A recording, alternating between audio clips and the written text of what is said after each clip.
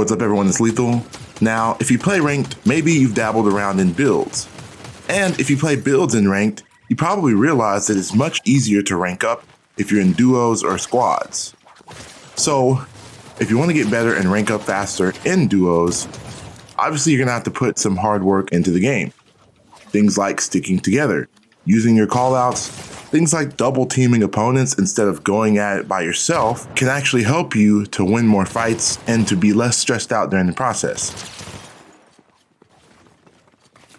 Another thing that'll help you in ranked in basically any mode is being stealthy. Calling out the same target at the same time.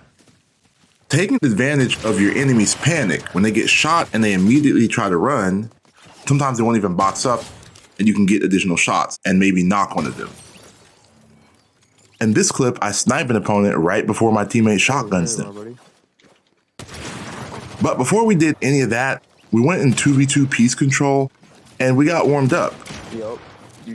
Just hopping into games is not a great thing, especially if you're in duos. You want to get in sync and you don't want to get frustrated and waste games trying to warm up when you can actually just do it in creative. And this way, 9 times out of 10, you'll know pretty quick if someone's not carrying their own weight. And a good while before I did any of that, I actually hopped in some solo games, and the name of the game is Don't Get Sniped. Don't stand still. I don't get sniped a single time in this match, simply because I never stop moving.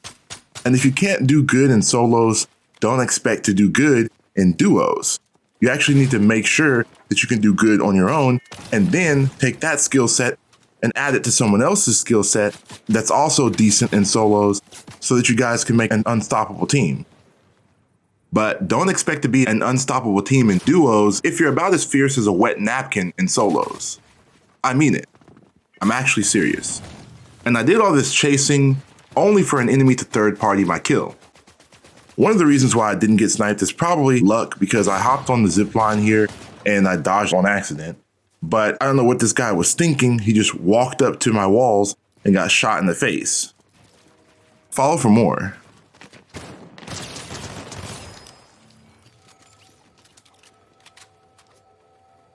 The amount of times that I see waste of zero ping potential down in the comment section is actually kind of ridiculous, but not as ridiculous as assuming that just because I play zero builds means I have no skill. It does take skill to play both. It's just a different type and a different kind of thinking. Most people that have pretty high ping tend to want to play zero builds, but having high ping sucks in zero builds too. And zero ping doesn't instantly make you a god. You still have to be good and you have to make smart decisions. But anyway, I'm actually not bad at builds, and a lot of my skills and things from zero build actually carry on into builds like aim, because since you don't have to build, you obviously spend way more time shooting your guns. So you actually do improve a lot from playing a mode that apparently takes zero skill.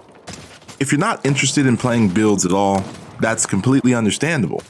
But it's not as intimidating as it might seem to be at first.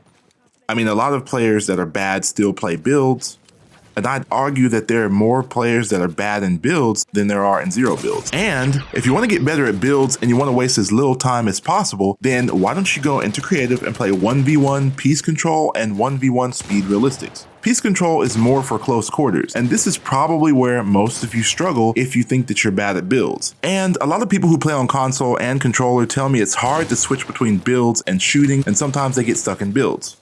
So follow for more tips. In this clip, I've been stalking an enemy for quite some time. They went to the lair, beat the boss, got the medallion, and they have the mythic auto shotgun. So I shoot a few shots, take out one of their tires, and get them to fire back. Well, now that I have their attention, I'm going to use a shockwave and the flowberry juice. I don't want to go too high up in the air. While I'm flying over, I'm still putting shots on him. I tag him one time, and then I switch to a burst so I can get some bleed damage through his walls. I know I'm not the only one who hates enemies that mantle all the time, but if you can't beat them, join them. And by the way, this auto shotgun is pretty much a W in any 1v1 unless they're really good, or, and this is a stretch, unless you're really bad. There's no chance of that, right? Otherwise, pick it up as often as possible. It's literally cheating. Follow for more. So, you want to win more solos, or at least win more 1v1s and solos. 1v1 piece control in creative, code on screen. You're not going to win every fight, but you actually can go on streaks. And this will help your confidence, and this will help your creativity whenever you're in a 1v1. Sometimes you'll completely clap your opponent, and other times it seems like you'll just get ran through like nothing. In this clip, I actually get a great shot on him, but in just a little bit, things turn around for me and I don't hit the shot that I wanted to. I get shot while pickaxing a wall. To prevent this, a lot of times when you're fighting, you're going to want to have your gun out as often as possible. As soon as you swing once, then pull out your gun and then go for the second swing, but just make sure to watch for the edit. Your enemy sometimes is going to get caught slipping, and like I said, sometimes you'll get caught slipping.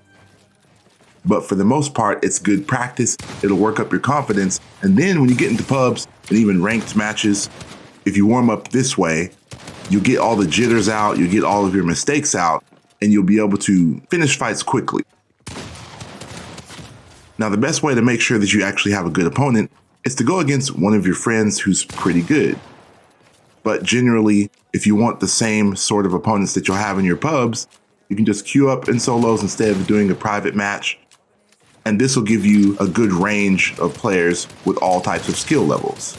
The downside to playing against friends is that you're going to be going against someone who's a little bit more predictable because you probably have mics on and can hear their reactions, and they most likely telegraph by their expression what they're about to do. Anyway, follow for more.